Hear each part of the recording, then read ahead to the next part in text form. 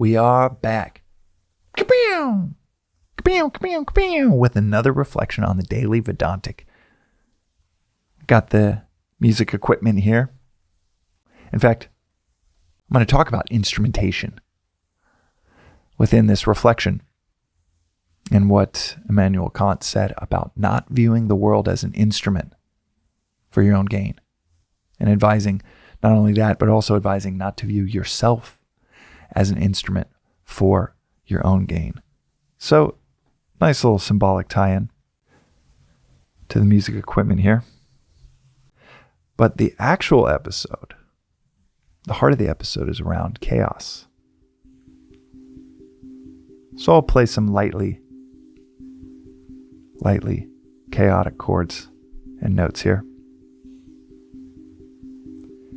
In this episode, the reflection that I've had, it actually comes from a few days ago. My wife and I, we took our daughters to Disneyland, and Cheney, my wife, afterwards, she commented on the pretty intense contrast between It's a Small World After All ride and the ride we went on right after, the Pirates of the Caribbean.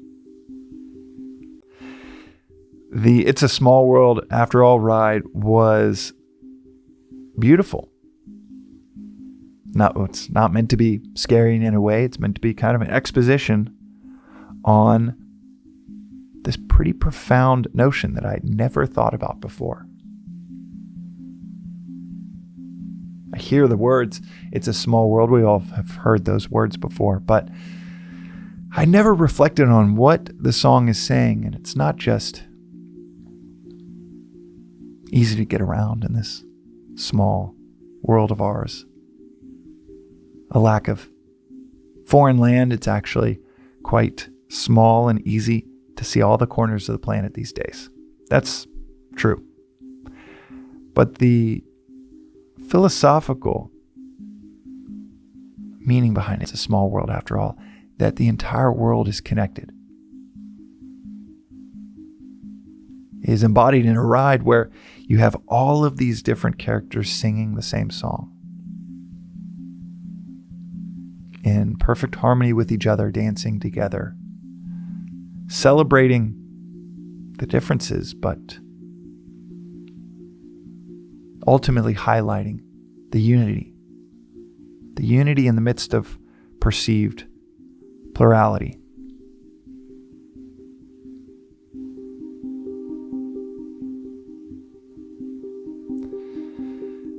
It's a high contrast to the Pirates of the Caribbean ride,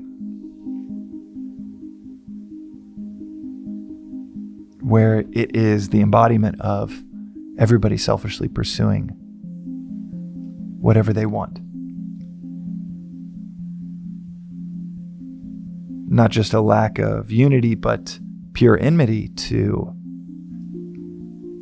the world around them. That's what a pirate does, is sees the dualism of you have that, I want that. You and I are separate, and now I'm going to take it from you. The chaos that we get into, and what this philosophy says about the chaos that we get into in our selfish pursuits, is so succinct, so clear. I had never heard this clear of a definition of that inner agitation in my life until I heard the definition within Vedanta, and that is stress, that inner chaos we feel. It is 100% caused by mental agitation from unfulfilled desire. But you see, this philosophy doesn't just define that inner chaos that any of us have felt when you feel like you are in a free fall, the world not giving you what you want. If you're years into your pursuit of pillaging and taking, maybe in your super savvy professional way, the kind pirate that views the world as the well in which you want to draw all that you want from it, take from it. View the world as an instrument to get you what you want. View others as instruments to get you what you want. View yourself as instrument to get you what you want.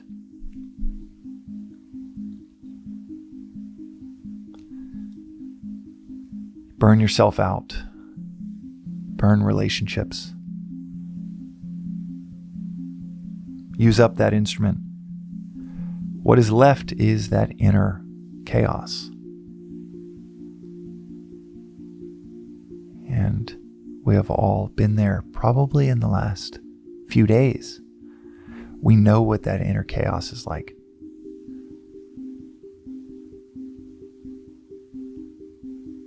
Don't get the promotion. You blow up some deal you're working on, you blow up on your kids. And this philosophy doesn't just outline and define what that chaos is, that unfulfilled, the interrupted, unfulfilled desire. This philosophy also outlines how to climb out of that chaos, how to avoid it in the first place. So what does it say about how to climb out of it?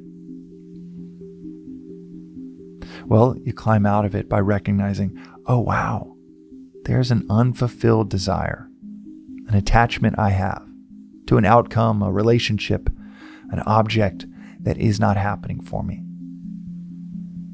And I was certain it was going to happen.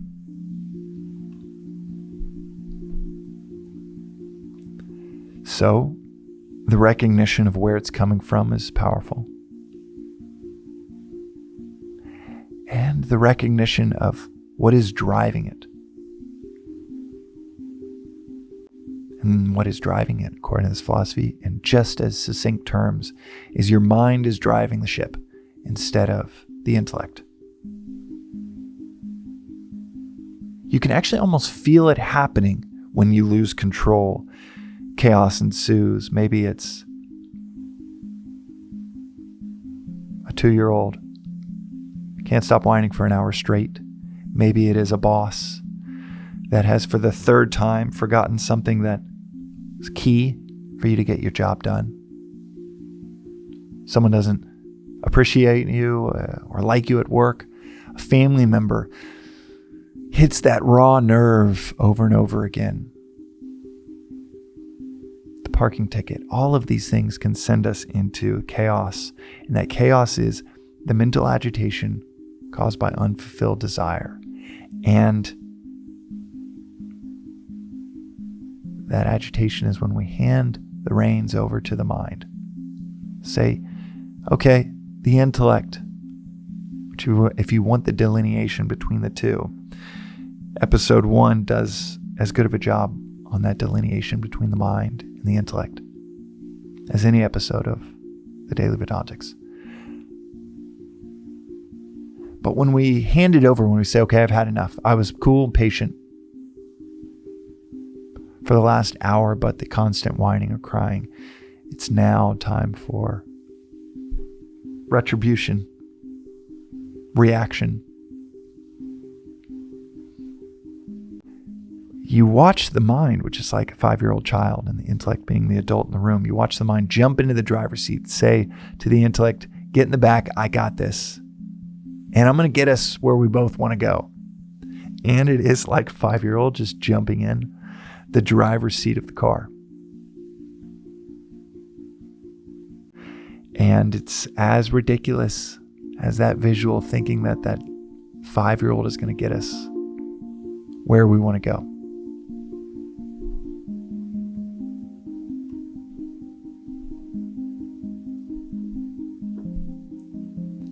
So, how do we climb out when you're in the midst of it? Well, you can recognize that, all right, the damage is done. The mind has done its damage. It has said the thing you didn't want to say. Maybe it's as cataclysmic as getting fired. Or the fight that we all know that could last 2 or 3 weeks with the wife because of something said that you can't unsay. How do you climb out of it then? That's when the realistic lens becomes so key. So if you follow this track of recognizing where the chaos is coming from, what caused it, take accountability for, I did let my mind jump into the driver's seat, and act out of feeling and emotion instead of discernment and wisdom. Then from there, the recognition is, okay, this is happening. The downstream effects of that action, they are happening. I'm not going to add to the distress, the unfulfilled desire, by wishing for things to be anything than what they are. And you approach that scenario with accountability and realism. As we've said on the podcast before, optimism is seeing the light at the end of the tunnel. Pessimism is seeing the tunnel and not the light. Realism is seeing, and this philosophy it emphasizes realism over and over again. Realism is seeing the light at the end of the tunnel and the next tunnel. So you say, okay, this is a 2 or 3 week ordeal I've got to put up with the consequences of what I did, what I contributed to it, or what is happening to me that is interrupting my desire. Then after that realism, that accountability, the recognition of, okay, this is unavoidable in many ways. Then it's the dissection of, okay, how can I avoid this in the future? I'm sitting with the debt I need to pay off on not being prepared before, but how can I be prepared for these situations to happen in the future? Any of them. The parking ticket, accident on the road, the crying child for 1, 2, 3 hours straight.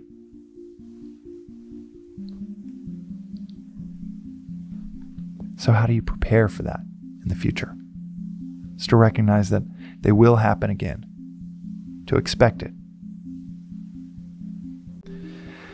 And this is another succinct definition within Vedanta, and that is, comes straight from Swami. I've heard him say this 1,000 times, that to expect the worst is pessimism, but to be prepared for it, that is philosophy.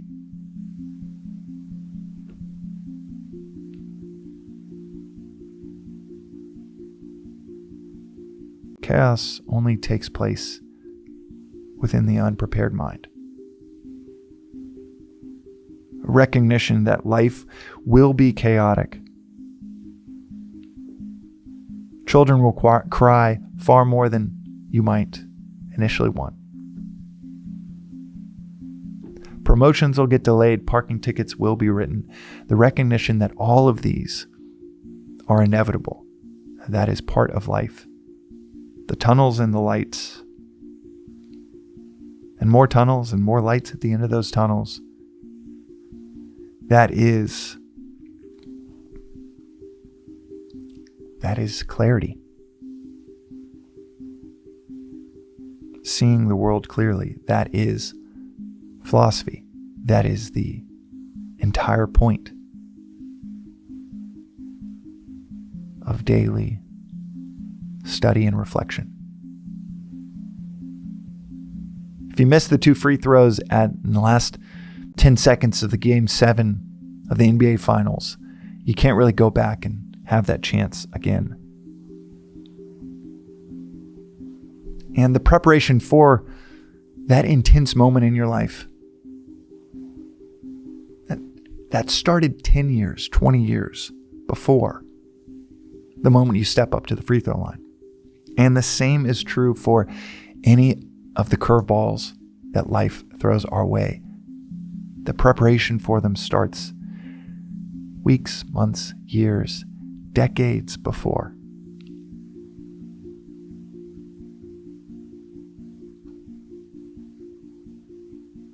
That chaos,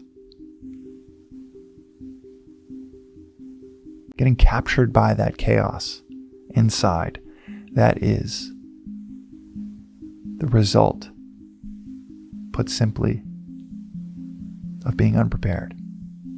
So the study, reflection today, tomorrow, a week from now, and it could be anything. It could be Vedanta treatise, which I always have right here. It could be St. Augustine. It could be Cicero. It could be Shakespeare. But that study and reflection each day, that is what prepares the body, the mind, the intellect for anything that might be thrown its way. And it is what prepares you for the inevitable chaos.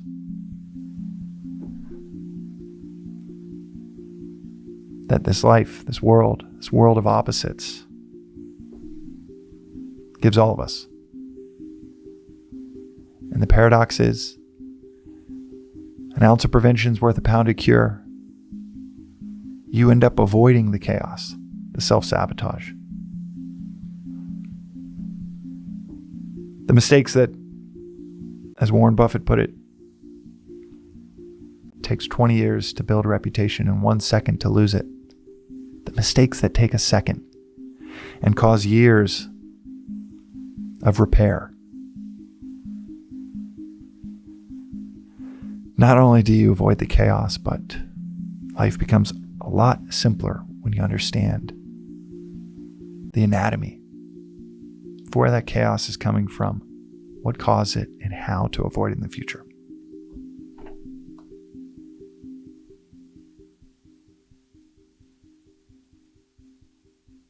So hit the study and reflection and avoid the chaos.